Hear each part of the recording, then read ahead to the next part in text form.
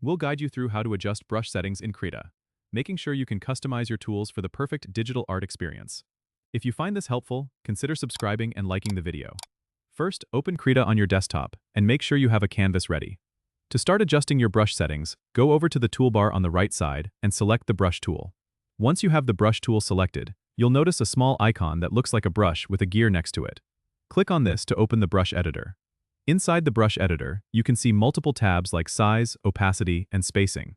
To change the size of your brush, simply go to the Size tab and use the slider to increase or decrease the brush size according to your needs.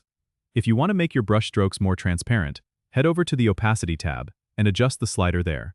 You can also change the spacing between brush strokes for a smoother or more textured finish by visiting the Spacing tab. If you're looking to create a more dynamic brush, you can experiment with the options under the Dynamics tab, like Pressure or Tilt, which respond to your tablet's pen pressure.